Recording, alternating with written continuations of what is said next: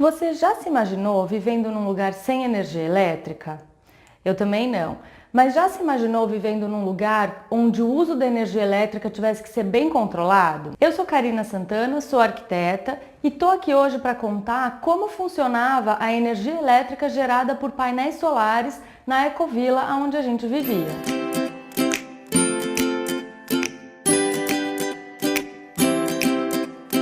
Quando a gente fala de bioconstrução e bioarquitetura, sistemas alternativos de construção, geralmente vem outras coisas associadas. E hoje eu estou aqui para falar sobre a energia elétrica gerada através de painéis solares. Eu falei num outro vídeo como eram as casas de adobe que a gente construiu lá na Ecovila onde moramos, onde a gente fundou e morou. Se você não viu esse vídeo ainda, vou deixar o cartão aqui para você assistir. E lá era um lugar bem afastado, era uma fazenda que não tinha energia elétrica de rede. E como a gente não queria ter uma experiência tão roots, a gente resolveu pesquisar e ver quais eram os sistemas disponíveis para a gente ter um mínimo de energia elétrica para não ficar no escuro também. A gente optou por um sistema composto por painéis fotovoltaicos e todo um sistema que vem junto com ele. E essa energia elétrica gerada através da energia solar era armazenada em baterias e a gente então podia ter um pouco de energia elétrica. O sistema era basicamente assim. A gente tinha em cada telhado, em cada casa, um painel fotovoltaico ou uma placa solar. Essa placa solar capta a energia do sol, transforma em energia elétrica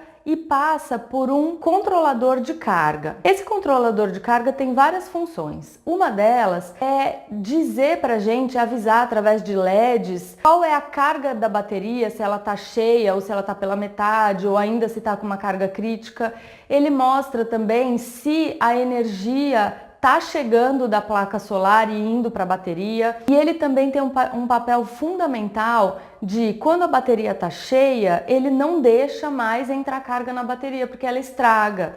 A bateria estacionária não pode ficar recebendo carga depois que ela está cheia. Então o controlador de carga faz justamente isso. Do controlador de carga vai para a bateria. E essa bateria está durante o dia sendo recarregada e à noite a gente consome parte dessa energia. Importante dizer aqui que essa bateria nunca pode ser dimensionada para a gente usar durante a noite toda ela. A carga não deve passar da metade, ela não deve esvaziar mais do que a metade.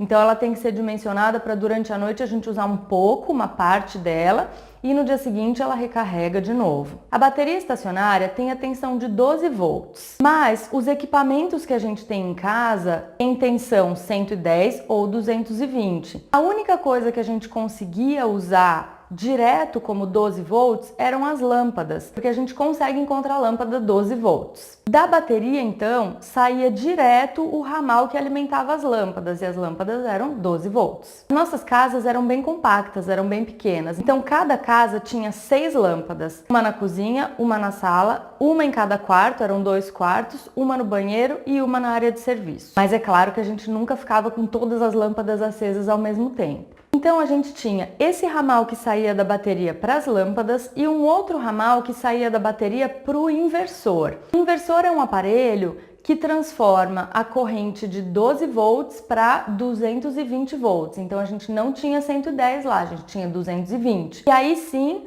do inversor a gente tinha alguns equipamentos eletrônicos ou elétricos de baixo consumo, como, por exemplo, notebook, televisão. Vocês podem olhar aí a imagem e falar assim, ué, cadê a geladeira? Cadê a máquina de lavar roupa? Não tinha, porque, como eu disse, eram equipamentos de baixo consumo. Então, a gente conseguia carregar celular, usar computador, a televisão, um aparelho de som, de repente, mas era bem controlado, era assim, ou uma coisa ou outra, nunca estava tudo ligado ao mesmo tempo. E a gente não tinha geladeira e não tinha máquina de lavar roupa. Como fazia? Ué, lavava roupa no tanque, na mão, e geladeira não tinha mesmo.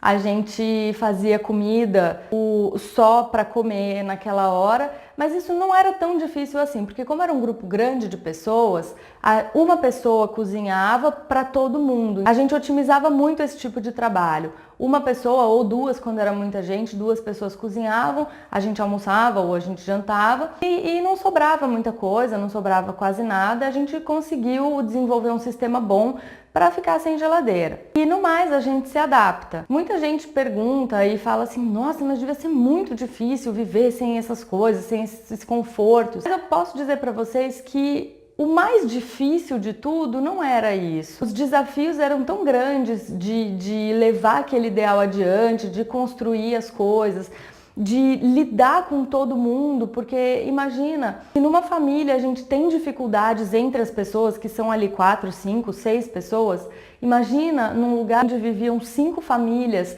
como era difícil todo mundo se entender. Mesmo todo mundo imbuído de boa vontade, de desejo de fazer aquilo dar certo, eram muitas pessoas, cada uma vindo de um lugar diferente, com pensamentos diferentes, com visões diferentes.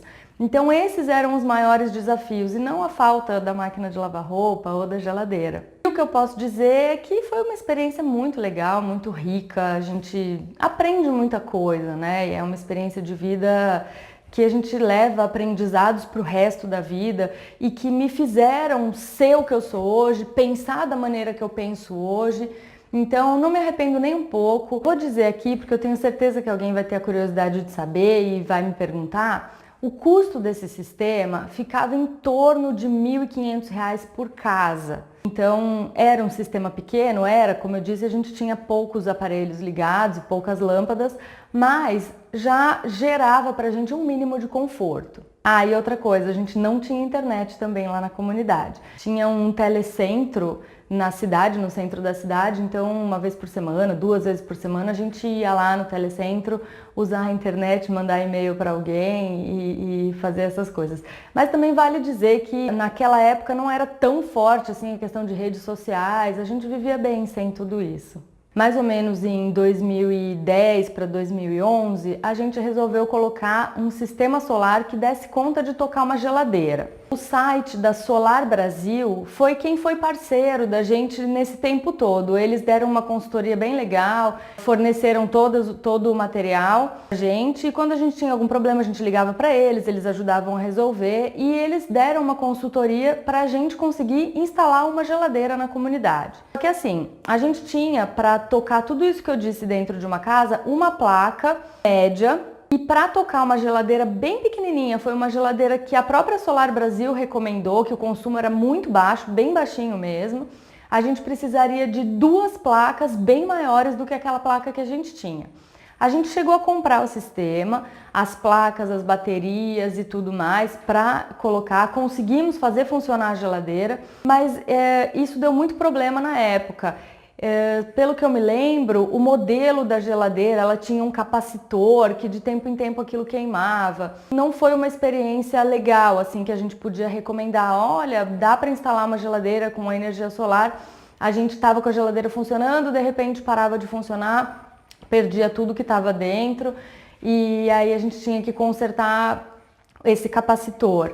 Até que a gente desistiu de usar a geladeira lá. Eu acredito que hoje, se alguém precisar, esse sistema esteja bem mais evoluído, os problemas já não sejam mais esses. Quando a gente instalou tudo isso lá, estava bem no começo, as coisas ainda não eram tão acessíveis quanto já é hoje.